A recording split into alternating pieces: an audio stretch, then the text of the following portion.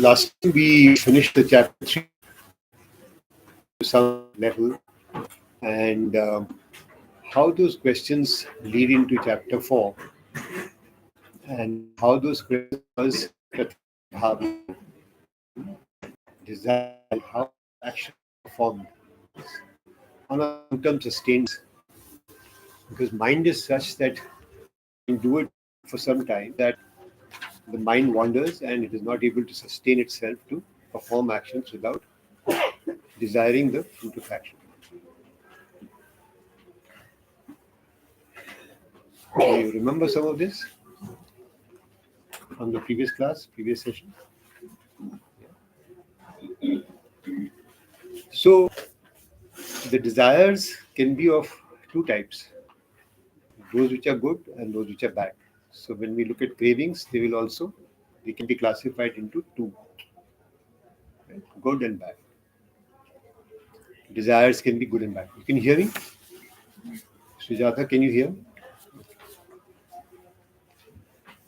And just as in this world of opposites, there will be both facets which will be there. Sadicha or asadicha. Pratipaksh bhavna is to convert that asadicha into sadicha. And that is a process which we use, which has to be followed as we go into chapter 4 as well. Okay, and we'll understand that as we get into the preface of chapter 4. And I'll be taking it up in a few moments. Similarly, when we look at performing actions without any desires and feeling that they'll be, how can we actually act if there is no desire? And how do we distinguish between the desire and purpose? And how can it be sustained over a period of time, which is a challenge. So let us start with a small sort of a thing which happens when Arjuna asks, or is in a sense asking Krishna Bhagwan about this. So he says, well, when I am, Krishna asks him, so you go and see what is this object? So he says, yeah, I can see this to be a table. So are you sure that it is a table? No, if I look at it seriously enough, then it is something which is dissolvable. It is something which is not existing. It is something which is more as a thought. Okay, so who sees that particular? They are not there. It is there and it is not. And what about thought? So yeah, thought is also vanishing. It comes and it goes. And what about ego? Ego also changes very rapidly. So that which is changing all the time is the one which is likely to be vanishing. It is not Sat. It is Asat. So then he is wondering as to what should be next. So he says then nothing which exists. Okay, which is a question which is there in the end of yesterday's last time session as well. So then Krishna tells him that who is it that is looking at it? And then it strikes Arjun that it is that consciousness which is looking at each of these thoughts, each of these egos, each of these objects, and each of these senses which are operating, not changing. Confirmed that you agree. The point is that that which is constant, or the constant part, Unchanging part, in that sense constant, has no feeling, has no attachment or whatever. So how does that constant or that unchanging segment provide the motivation or initiate the action or sustain the action? So that does not. It is present, That does not. then what does? So what does? That's just the observer. Yeah. The So what? consciousness So is what the does? We observer. have answered this question. That's why I'm Is it sustaining not the a question. participant also? Why is it just an observer? Because it is within.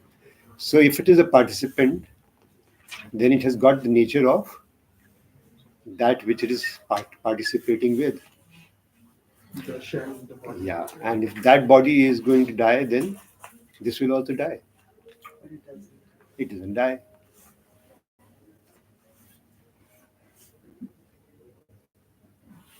So a part. So what is causing that motivation for action to happen?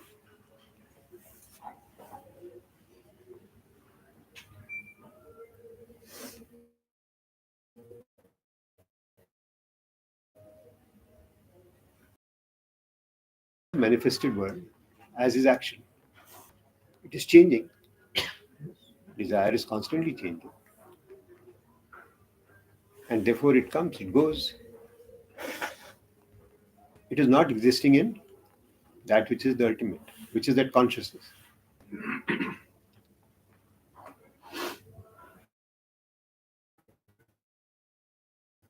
Is a goalpost which Right? The observation is right.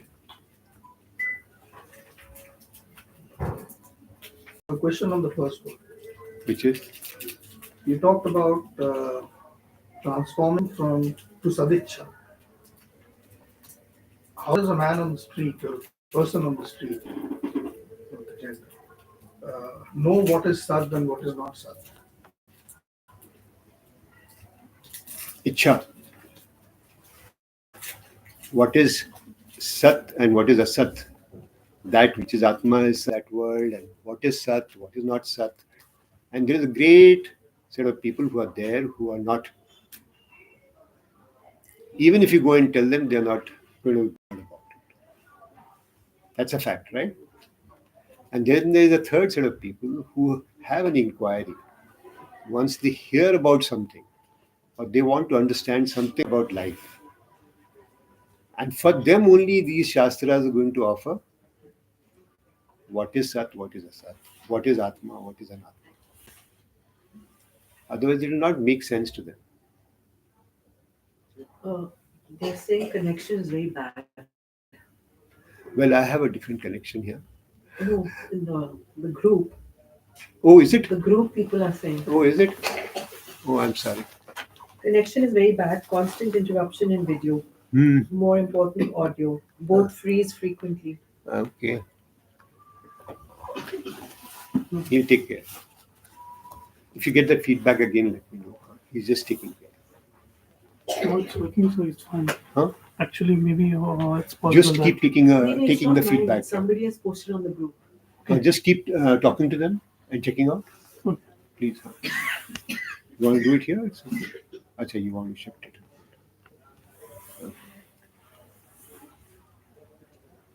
Shall I say, is it better now? Shall I ask? He'll write it. Don't worry. So I'm not in the group, sir. Oh, I have posted it. No. Not in the group. How do I share that? We can add them in the I can We can add him.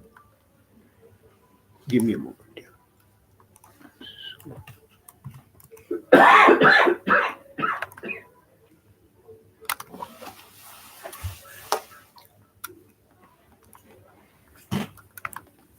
I'll just Hmm? I'll just say, is it better now?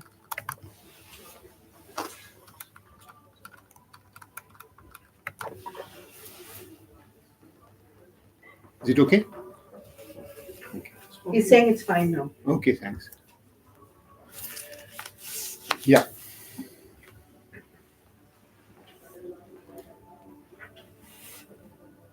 Or we have to start again. Lost it. what you were saying is that there are three kinds of people. Yeah. Right? One is Those who are totally realized they don't need the Shastras in any case. Those who don't want anything. They're just living the life. They have no other option but to just go on doing it They have no mind which gets focused on this direction. Some people, after seeing, will walk away. ये मेरे काम का नहीं है, मेरे को इससे कोई मतलब नहीं है. And then some people will have an inquiry, some curiosity, which will bring them to this. Only to those people these texts are of any use. To Arjun, it came to be of use when he was in that particular situation. He spent so many years doing what he was doing without really inquiring about. And even his other brothers have not got that gyan so far, who are supposed to be also very, very knowledgeable people, Yudhishthira. So it is going to come, these texts are going to be for those people who have an inquiry about it. So in that reference, only Arjuna had the desire for that knowledge, not the other brothers? He came to a point where he says that I submit myself, surrender myself totally to you because I can't lift my arms to even use these armaments. ये शस्त्र चलाने के लिए भी मेरे पास अब शक्ति नहीं है, मैं कुछ नहीं कर सकता. In a way, Sri Krishna chose him. In a way, yes. तो हम लास्ट क्लास में जब डिजायर्स की बात कर रहे थे तो हम उसको हिंदी वर्ड लालसा भी बोल रहे हम थे. तृष्णा बोल रहे थे. तृष्णा, लालसा, सब काफी चीजें. हाँ. तो अब आज जैसे आपने बोला डिजायर्स दो टाइप की होती हैं, तो it's kind of answering. Yes, that's what I said. I'm leading from the questions which were there last time, and I'm bringing it to a point that how it links to chapter 4. A similar set of questions were existing in Arjuna's mind also, as what you have been left with those particular questions. And the chapter 4 has started with that itself. And I'll start the chapter 4 and you'll realize how it is getting linked to chapter 4. So this is a preamble to starting with chapter 4.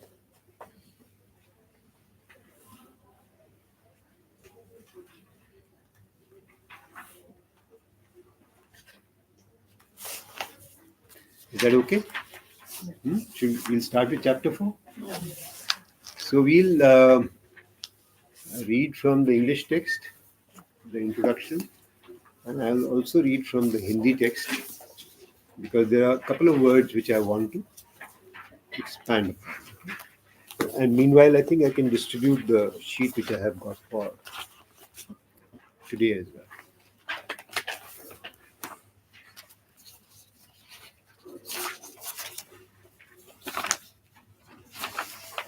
You need to help it. Pass it on. So who is going to read the English text for me? Chapter 4, Gyan Karm Sannyas Yoga. Chaturthayo Adhyayah. Okay.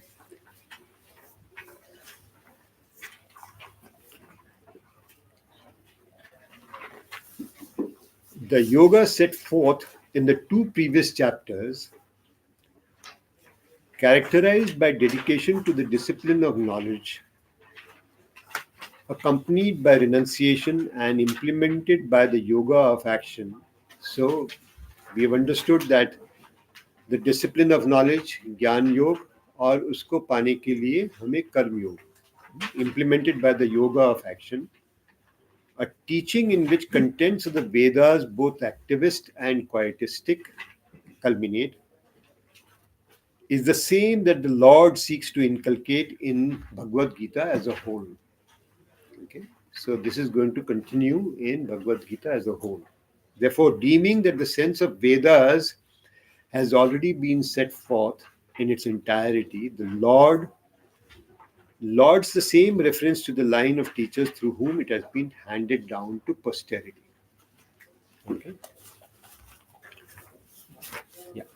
More technical thing in the discipline of knowledge. there seems to be very crucial clarification there. It has to be accompanied by renunciation. Yeah. So the discipline of knowledge is not a path which can happen without renunciation. Once you get into the Jnana Nishtha, and I'll talk about it just now, then sannyas will be necessary. Sannyas will be necessary. It's a very, very clear Yeah. direction. Yeah. So, in the Chaturthaya Adhyaya, as per the Hindi text, and I'm just going to read only some portions of it. कर्म योग जिसका उपाय है,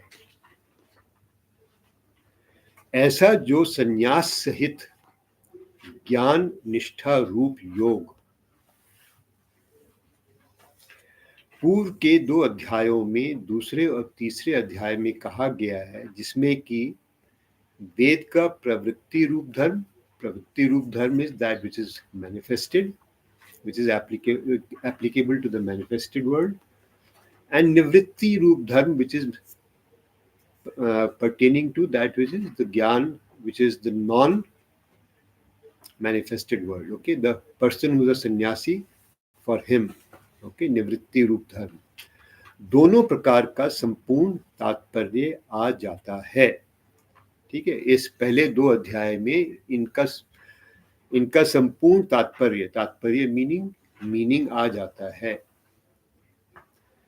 इसलिए वेद के अर्थ को ज्ञान योग में आ जाने के कारण, समझने के कारण, भगवान जो है वंश परंपरा कथन से उस ज्ञान निष्ठा रूप योग की स्तुति करते हैं. वंश परंपरा कथन as going down with tradition, okay? In the traditional way as it has been handed down from generations to generations, he is referring to that. Okay. Dynastic. I'm sorry. Dynastic. Vansh is, yeah, by in a sense not dynastic, but more by the tradition of how it has been handed down. Now, the word Gyan Nishtha Yog here is of a little importance, okay? And I will just spend a minute or two on that. When we are looking at this process of inquiry, and we come to this aspect that it is consciousness itself which is the Sat. It is that Atma itself which is the Sat. That process of realization is Gyan Nishtha Yoga.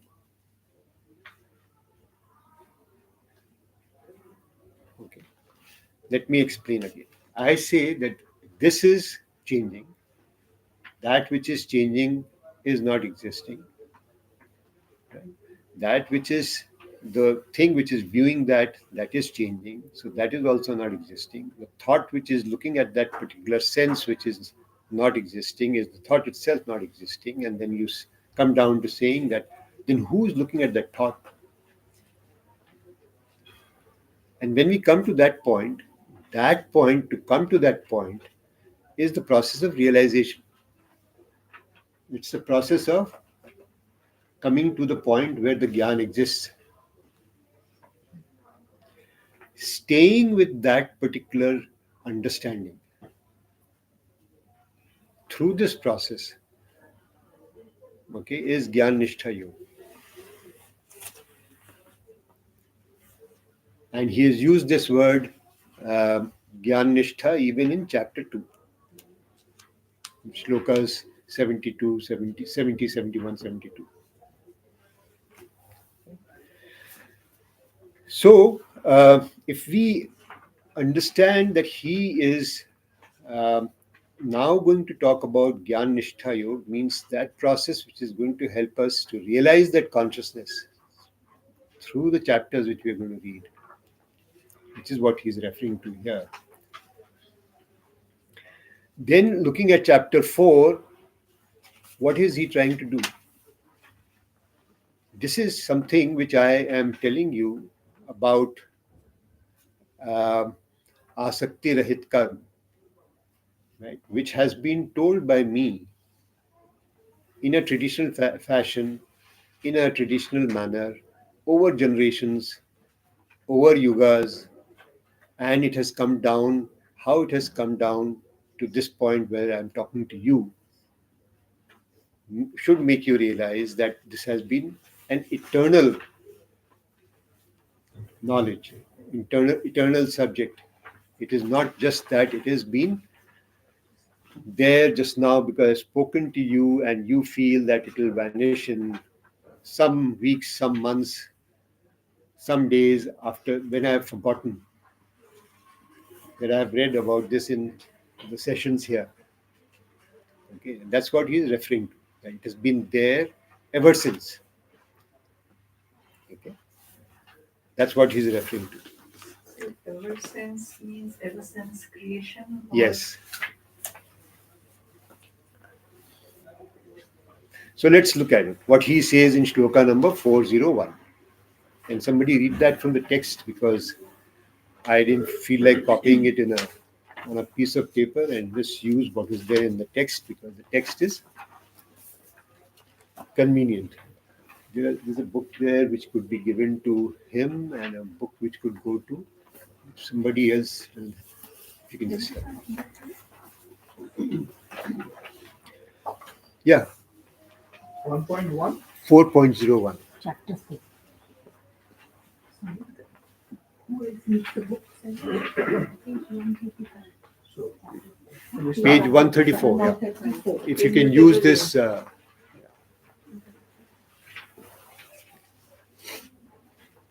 Blessed Lord said, "This immutable yoga I imparted to the sun, Vivaswan, who declared it to Manu. Manu proclaimed it to Ikshvaku."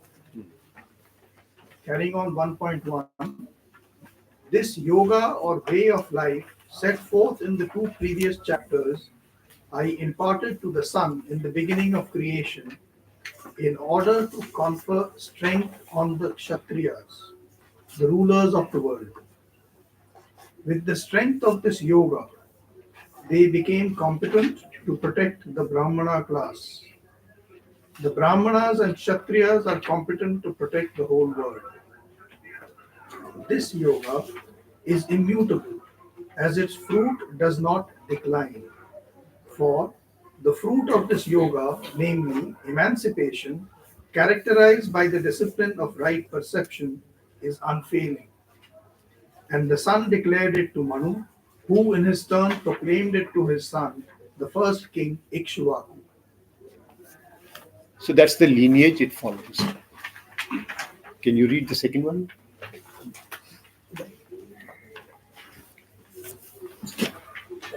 Royal sages have known this yoga thus traditionally transmitted.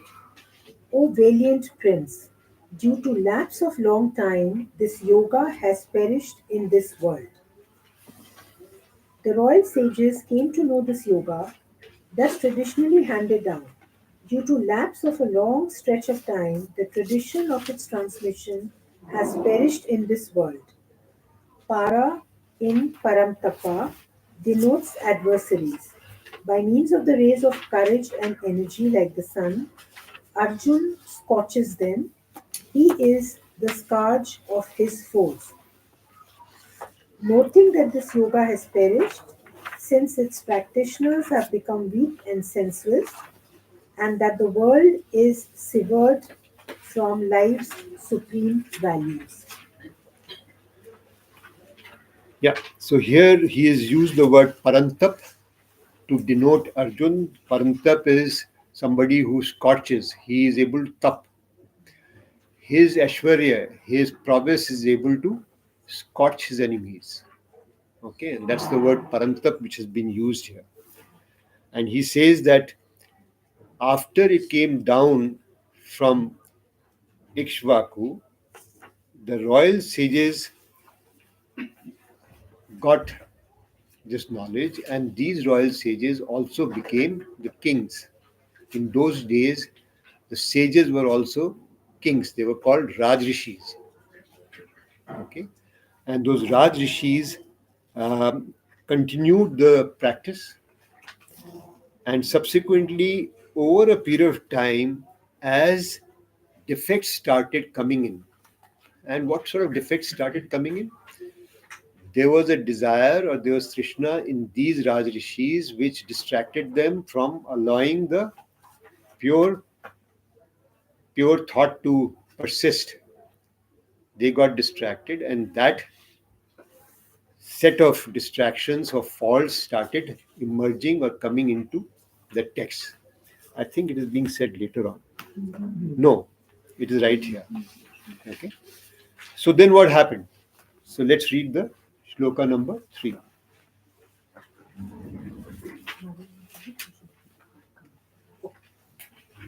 The same ancient yoga has now been proclaimed to you by me, for you are a devotee and my comrade. Knowledge of this yoga indeed is the highest mystery.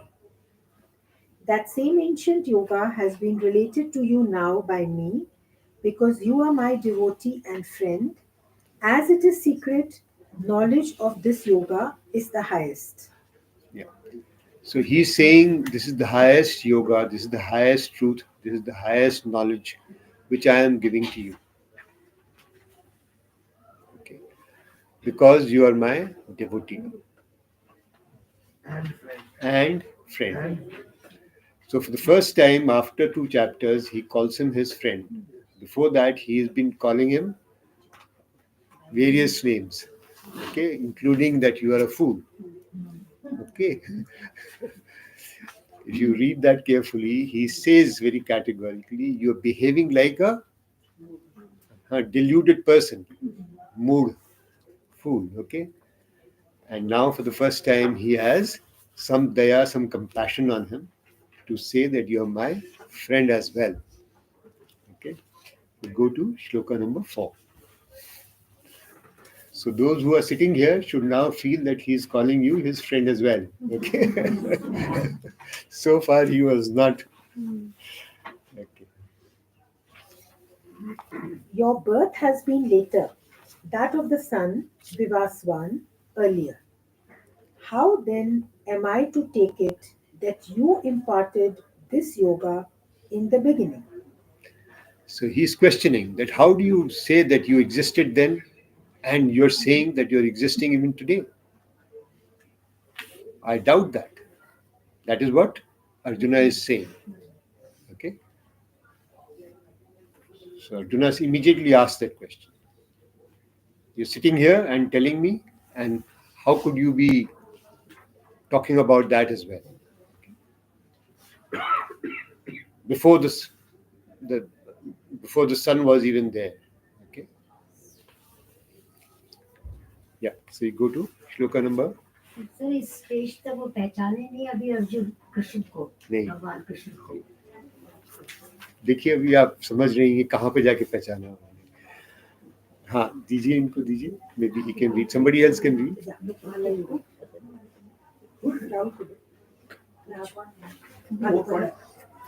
5 shloka number 5 Numerous births of mine have already taken place, as also those of yours, Arjuna.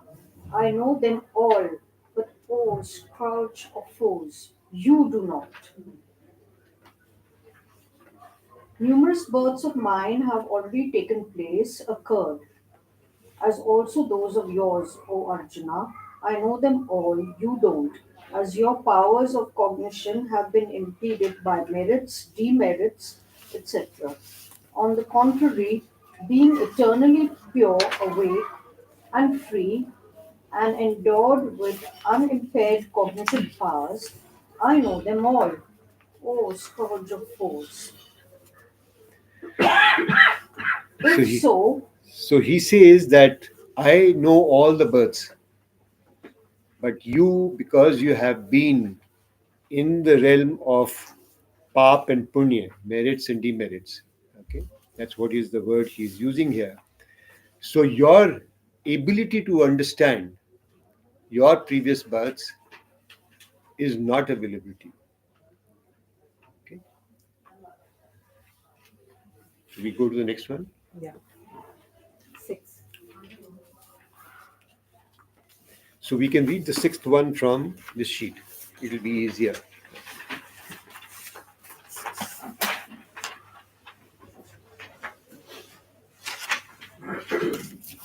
Bhagwan says,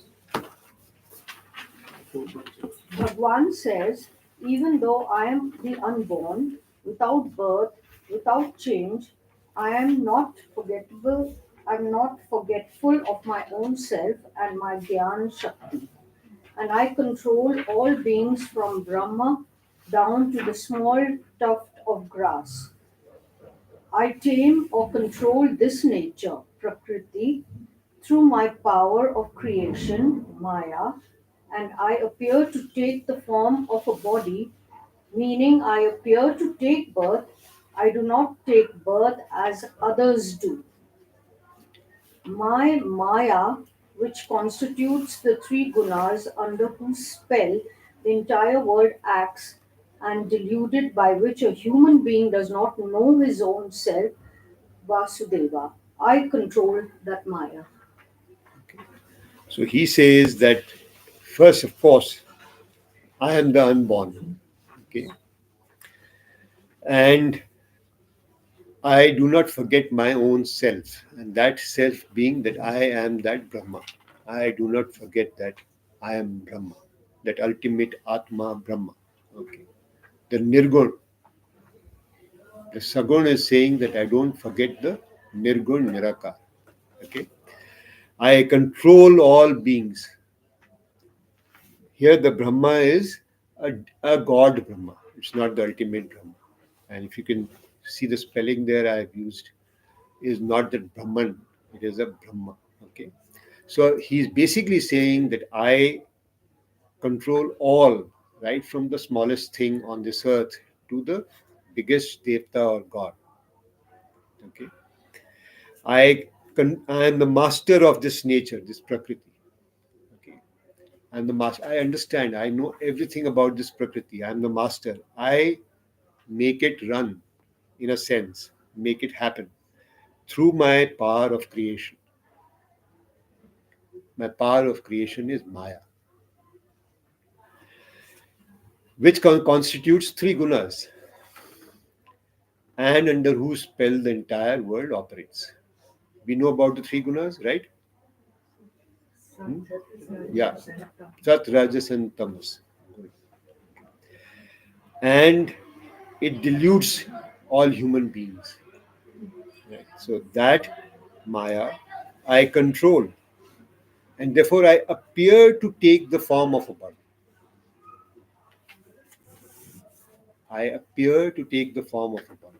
I appear to take birth. So I take a form, but not in the normal way. I am a body, but not in the normal way.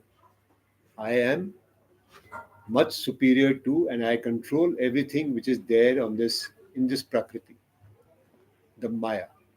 Yeah. So I do not take birth as others do. Can you please explain this, expand this? I appear to take the form of a body, meaning I appear to take birth. I do not take birth as others do. So I, through my own creative power to create, bring myself into being. We human beings are born under the influence of Prakriti, nature. Okay, there is a certain cause and then there is a certain effect. He is born out of his own will, right? And that will is controlling this entire Prakriti. It is outside this entire Prakriti. Does that make sense? Yeah. But why is it human? Hmm? Why is it human? Why is it? Why would he create himself as a human? Why would he create himself as human? but I know it's not part of this text maybe, but as per our mythology, the first initial incarnations were not humans. Yeah, so let us understand that thing as well right here, and I'll answer. Just give me a moment. They, as long as they are based in their the mind, the consciousness is based in that ultimate consciousness. They can transcend, okay, this particular birth. They can transcend many things. And those people, therefore, you can call them not human. Understand? So, the devtas which have been there, are there even today, are people who are staying in that consciousness of the Brahma, of that ultimate. And that consciousness stays with them for, let's say, large duration of their uh, for their time, as the mind would be, let's say, connected to the time.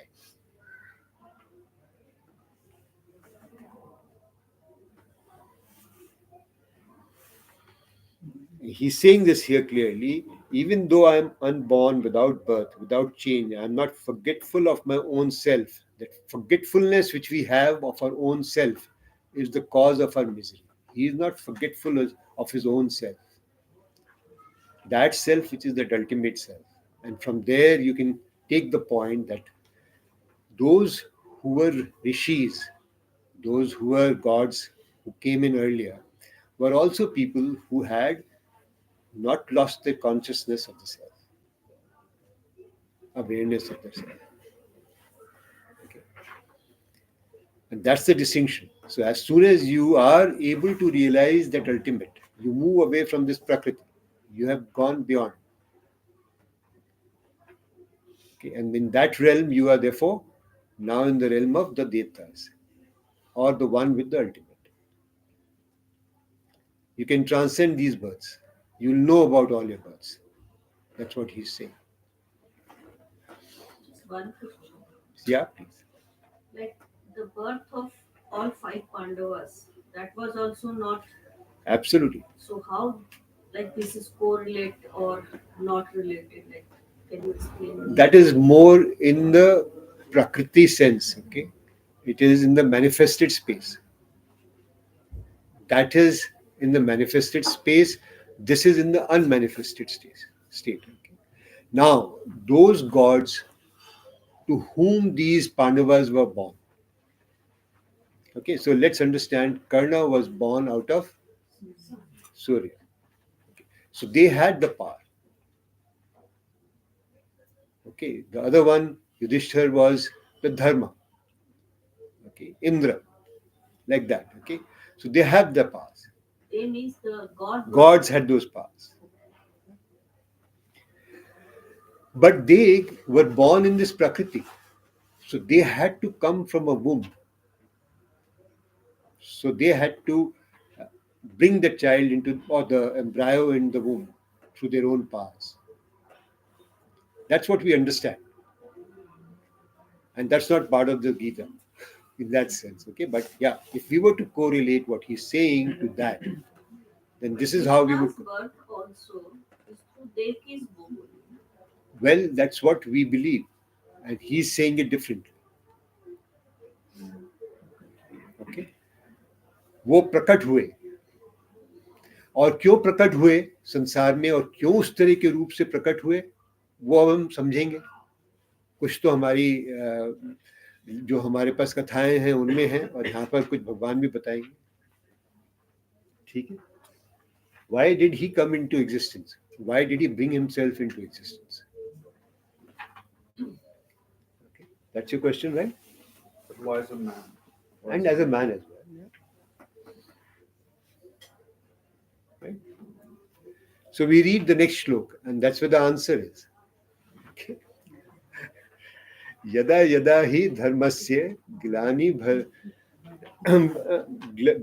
bhavati bharata abhyuthanam dharmasya tadatmanam srijasya. Now, what is he saying there? Okay, can you read that now from this sheet? Why don't you read it? Yes. 407. Yes, please. Yeah, that which is marked. I should read it. Please. That which is marked by the capabilities and stages of life, etc. And that which is the way for the prosperity of beings and their emancipation, that dharma, righteousness, when it declines, and the adharma prospers. I appear through my power of Maya. Okay. So when dharma is being destroyed and adharma is ruling, he says, I come into this creation. Okay, so that those who are following the path of righteousness, I can provide them both prosperity in normal life as well as ultimate liberation. Okay, and why in this human form? Because people will not follow their path of righteousness just because somebody is ordaining it. Okay, people will need to follow me to convert themselves into taking the righteous path, which he is talking about elsewhere as well, that हम अपने स्वभाव अनुसार बरतते हैं, कर्म करते हैं. स्वभाव क्या है? जो संस्कार से हमारे पास है, और वो स्वभाव मैं कंट्रोल नहीं कर सकता, because that is part of your cause and effect world in any case. Okay, I can't modify your cause and effect world, which has been done in the past. But what you do now, if you're doing it rightly, then you are going to benefit from that righteous action, which will lead you finally to. Okay. We read the next shloka, 408. This is a very famous one. These two shlokas, 407, 408, are very famous. For the protection of the virtuous, and for the destruction of the sinners, and for the proper establishment of the dharma, I appear in every age. So we have 24 अवतार हैं भगवान के, जो भी हैं, जितने भी हैं, वो आते हैं, और जो जो दुष्कर्म होते हैं, जो जो पापी होते हैं, उनको, and we've seen that through the epics we have, through the entire Bhagwad Puran and everything else which we have.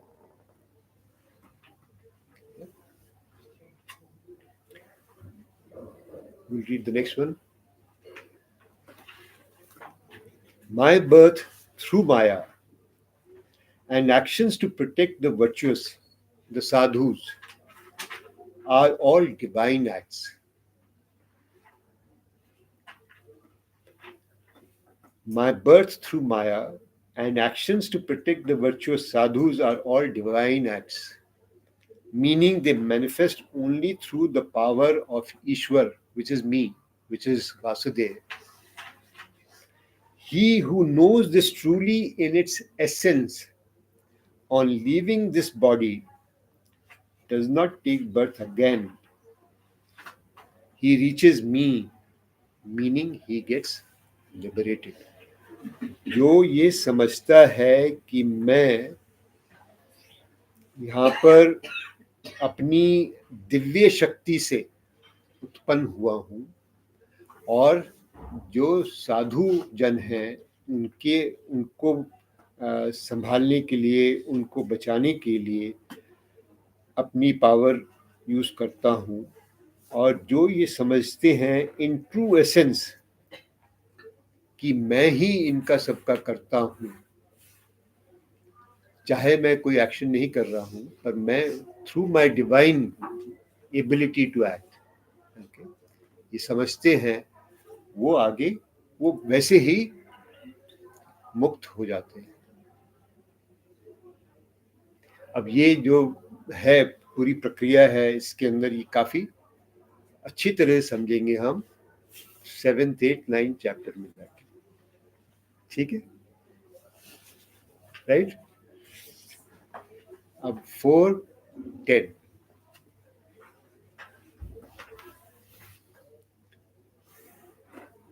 Who will read 4:10? Where's the mic? Where's the mic? The mic is Yeah. here. You can read it. 4:10. It is not so that this path to liberation is available only now, It existed in the past also. Those who are free from desire, fear, and anger, and who are devoted to me such that they are one with me, who are knowers of Brahma, and who solely depend on me, established in the knowledge, Jnana Nishtha. Many such great wise men, purified by the austerity of knowledge, which reveals the ultimate supreme Atma, have attained me or attain me, the Ishwar, or get liberated. So he's saying that it is not that it is available only now. It has been there ever since, this path, where people who are free from desires, fear, anger, and who are devoted to me, such that they are one with me. Okay, this one with me also we'll come to again in the shlokas, the chapters on bhakti, which is 7, 8, 9. Okay, one with me is a very important and a prominent concept. Madasakt, Madashya, who are knowers of Brahma, who Brahma को समझते हैं, and who solely depend on me, established in this knowledge. Okay, they are purified by the austerity of knowledge. In steps towards knowledge, the first step we have is that of Vivek. And I'm just not referring to this text, but Vivek is the ability to discriminate between what is Atma and what is non Atma, that which is and that which is not. Okay? And that ability to discriminate is the first step in the step to any sadhana, any knowledge. The second thing which happens after that is vairagya. That also happens as a consequence of viveka. Once you know that that which is existing is, which is manifested is transient, your senses will start withdrawing from those attachments towards those objects. Okay, and that vairagya, which is being dispassionate. The best word I found in English was dispassionate for vairagya. Okay, that arises. Okay, so you can use it as detachment or dispassionate, or yeah. Okay, and that is what he's referring to here. Purified by the austerity of knowledge. जो वैराग्य है वो उसमें उत्पन्न होता है और वो फिर सुप्रीम आत्मा को रिवील करता है. It is able to.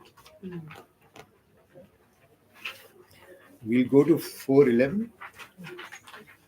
Austerity of knowledge. What is this? Austerity is vairagya. Vairagya. That's why I said, okay, I'll speak about vairagya, and then Vivek came into my mind, so I spoke about it. Because then vairagya can also be forced upon. You can say, I'll,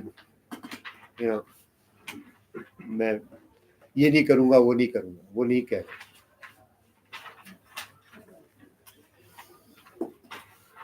रहा. Yeah. In whichever manner or for the fulfillment of whatsoever fruit or purpose, devotees approach me. In that very manner I resort to, bhajta hu, grant or bless them. Meaning I bless them, granting them the fruit they desire, because they do not seek emancipation. Yeah. So people who come and approach me, मेरे से आके कुछ मांगते हैं, मेरी पूजा करते हैं, कुछ चाहते हैं मेरे से, तो मैं जो चीज वो चाहते हैं वो उनको मैं अवश्य ही देता हूं, क्योंकि वो मेरे से मुक्ति मोक्ष तो मांग ही नहीं रहे.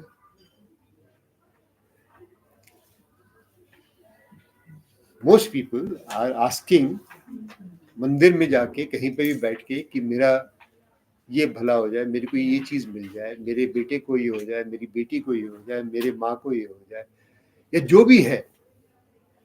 तो वो चीज मोक्ष की तो है नहीं, तो जो भी वो मांगते हैं मैं उनकी इच्छा पूरी करता हूँ. Okay. Then we look at the next statement. The same person cannot have the need for both, to seek emancipation and fruits of actions. मेरे को दोनों चीजों की इच्छा नहीं हो सकती एक बारी मांगने जाऊंगा तो. या तो मैं कोई अपनी इच्छा पूर्ति की चीज मांगूंगा या फिर मैं Knowledge. ठीक है. ये एक स्टेटमेंट है which is a fact. Okay.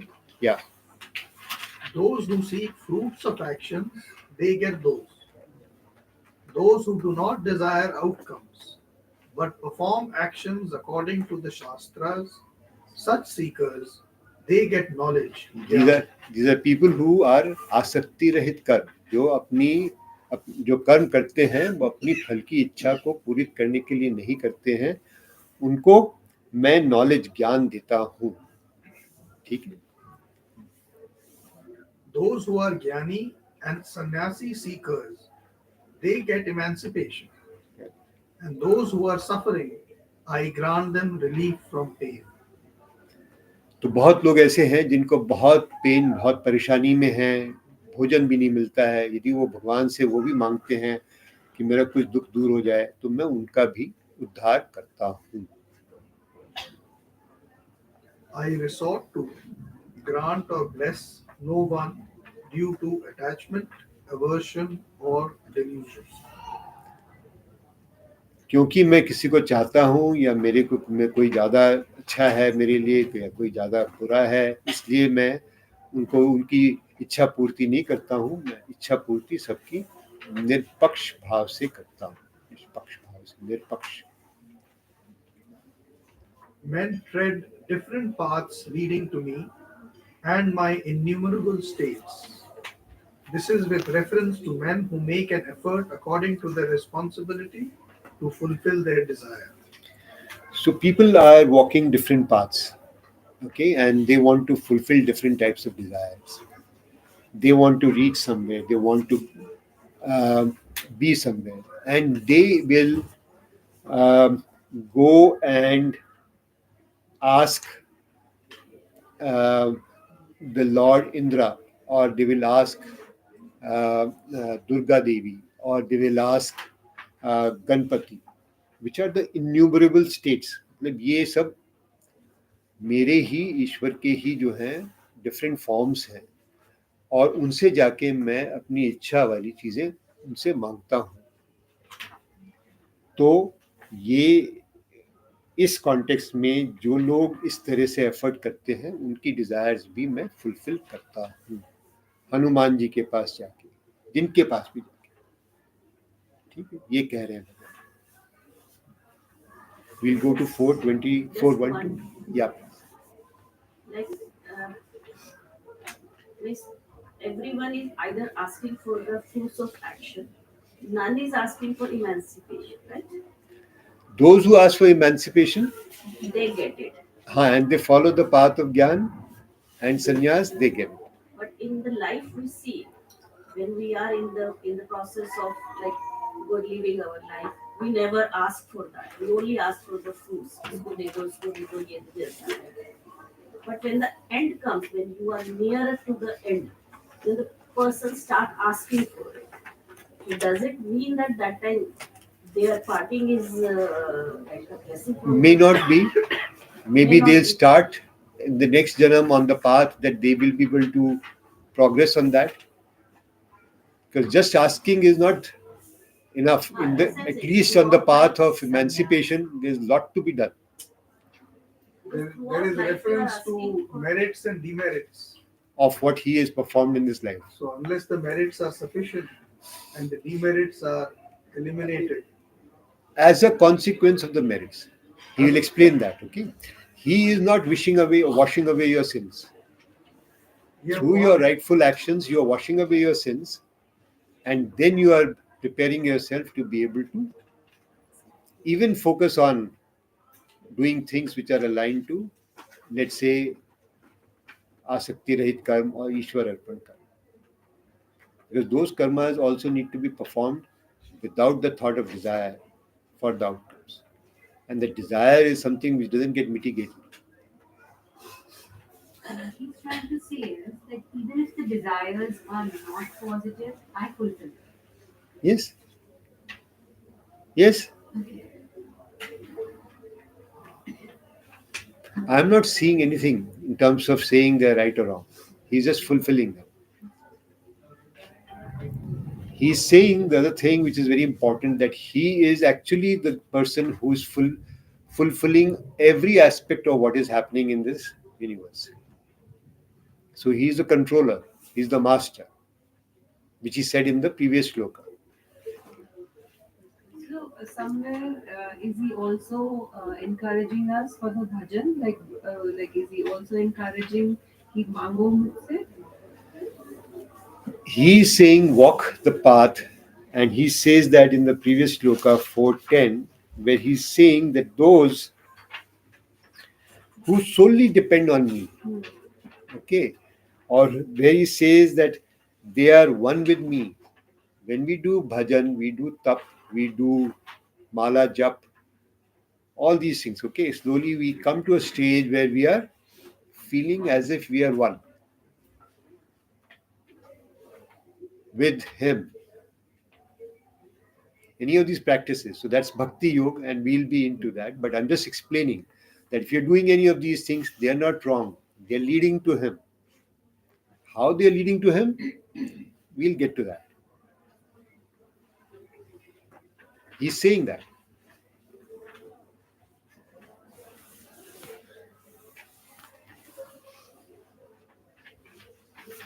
But in the earlier shloka, at some point it was said na, that if you keep on desiring and you keep on asking, in shloka 3.12 and 3.13, they were saying you are sinners if you're only asking for more and more. But here he's saying that when people are asking me, I'm fulfilling their desires. He's fulfilling the desires without putting any pap or punya to it. The Right. cause and effect is all arising in this prakriti. The good and bad exists in this manifested world. He's only watching that, and the cause and effect is actually working its own way. He's saying that I am giving it, but actually the prakriti itself, the aspect of cause and effect, the logic of cause and effect is operating constantly. So you can always say that, well, he gave me this bad desire, okay, but that is not true either, because you, through your ichha, which is out of your own swabhav and sanskar. So the aspect that everything now I can leave it to God is also not true. From this statement, you could say that if he is the giver for everything, the bad and the good, then I can leave it to him. मैं जो करूँ सो करूँ, भगवान को जो देना है वो देगा. But he is the controller. He is the controller in that sense of controlling the prakriti and master of it, but he is not following your swabhav and saying, I'm changing that. You, out of your own sanskar, your own accumulations of desires and aversions, are desiring, which he has created through his maya. which you feel that he has created, but you are the owner of that. He says to work, I mean, is This looks like right passing the alone, not monkey with into the your fruits. soul. No, because he's saying Everything is us. You will get. No, I think this is just, I think my understanding is, he's saying it generally in comparison, that there are some people who ask for fruits of action, Yeah, and others are looking for gyan. I think he's just comparing the two. yeah, he is That's looking my at that, but sense. when we go further, he'll be creating the distinction also. Okay? And he'll tell you very clearly that this I'll do and this I'll not. I don't think he's saying that I'm going to fulfill everybody's desire. That's not true. I mean, that doesn't happen. I think he's just trying to differentiate He's also between the two seekers. One is the fruits of action and one is emancipation. That is one. And second, he's also saying that I am the master, Yeah. and understand that very clearly. So in this case, Arjuna is a person desiring something, or No, he says I have no interest in any aversion, any desire, anything, any attachment. He says that in the shloka number 10 itself. Just now what we read. When he says he is controlling Maya, so Maya is the energy creating the entire Yes. manifested space. Yes. So whatever are the rules by rules of creation, they are all set Part by of the Maya. God. By Maya. But Maya, Yeah, by that energy itself. but the energy is under control of the Lord. Yeah, the control is with him. He has the ability to go beyond and act independent of that Maya. So once he's created the Maya is operating in its own terms, in its own conditions, in its own cause and effect. So this cause and effect is not. He is not doing anything about the cause and effect. So why don't people, I mean, like Gita तो कब से चल रही, you know, कितने लोग पढ़ रहे हैं कब से, so उसके बाद भी किसी ने liberation नहीं मांगी. मांगते हैं, उस पथ पे चलते हैं. हमें यहाँ नहीं दिखेंगे वो बहुत है. I don't think there's any record keeping.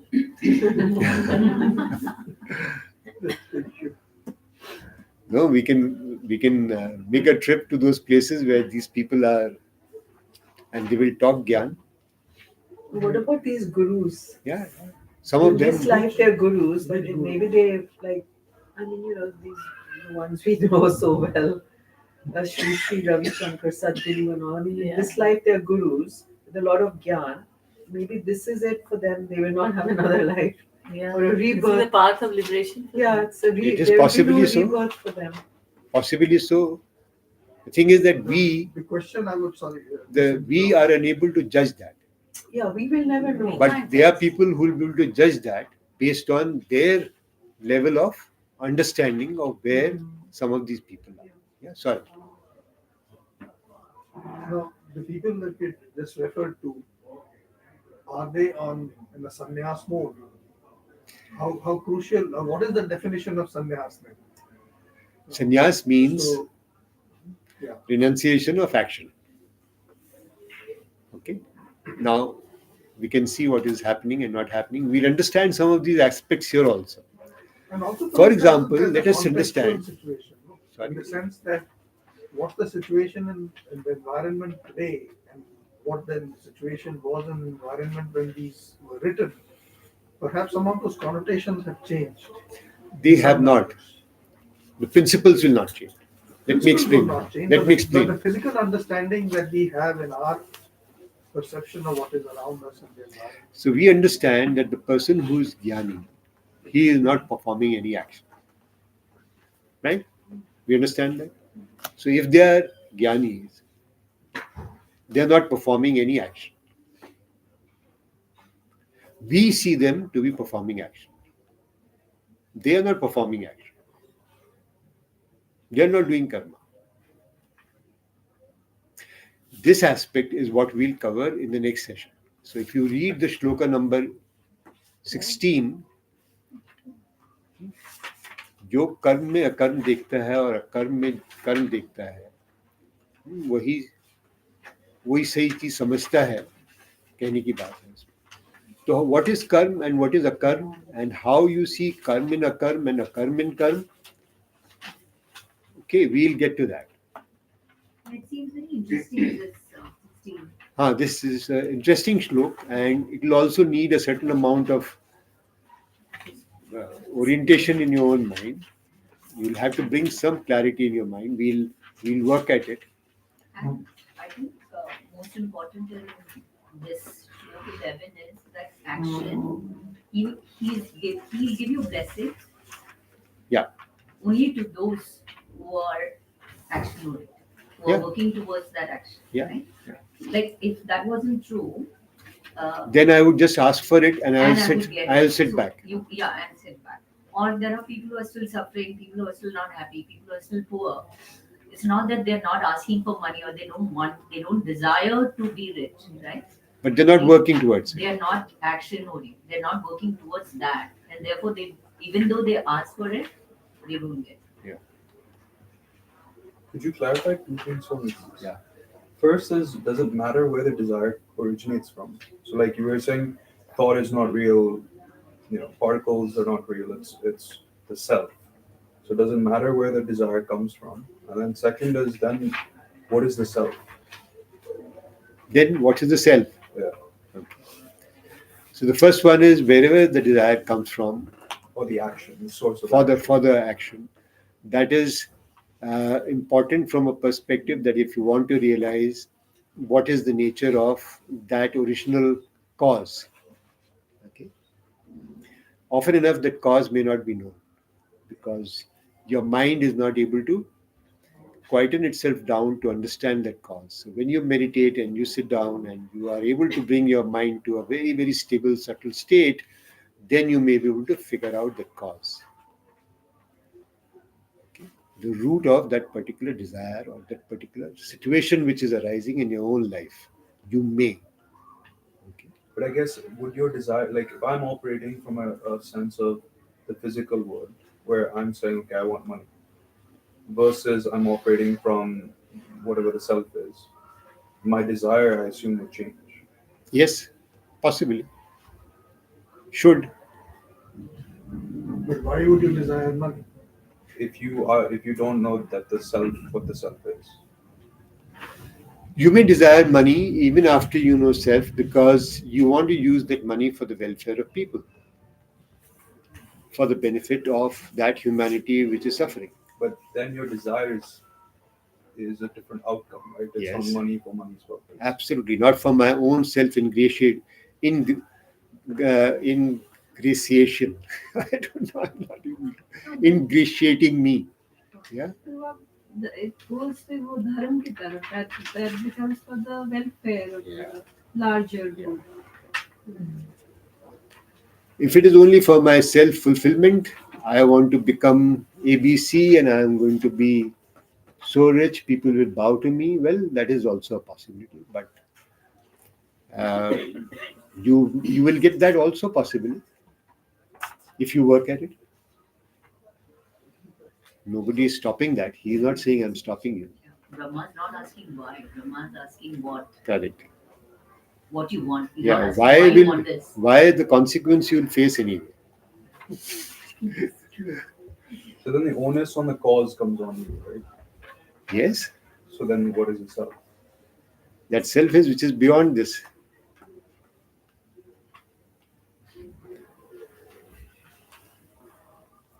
Okay. The world of cause and effect is one world.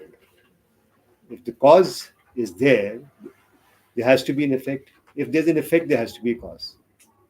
Absolutely right. Now that which is me, that I, is beyond this cause and effect. Let me explain. We've done this in the previous thing, but we'll explain again and again because we all tend to forget again and again. Okay. When we see a pot, what do we see in it? That there is some earth in it. There is mud in it.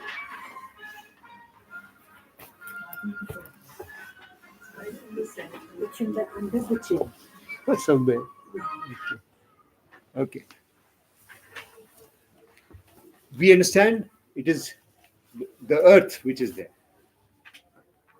Right? So when we see this manifestation, we see that there is somebody who has created it. Right? There's somebody, something which is there, which is on the basis of which this entire universe has got created. That which is the cause or the reason for this creation is therefore something which cannot be changing. It cannot be controlled or it cannot be bound by time. Nitya, anitya. Okay? Eternal. And as soon as you say it is eternal and it is not something which is perishing and changing, then you see clearly that it cannot be part of this existence because this existence is bound by cause and effect. If it is bound by cause and effect, then it will change. If it is bound by the effects of change, then it has to perform action because only action can cause change. Are you getting the logic? I'm giving you the root logic, and therefore it becomes something which is not this. So would it might be an oversimplification, but does that then mean the soul is unclean? Yes, soul, Atma, Brahma, consciousness are words denoting the same. There is no differentiation. It is only in the words which we use, the language we use. Sorry, one last clarification. When I think of consciousness, if I were to personify it on my body, I think head. If I think soul, I think here. But they're the same. Or I feel here. They're different. We'll carry on this conversation if you feel like, but I'll just stop the class. We haven't So done that- 412. No? We haven't done that. We'll take it up.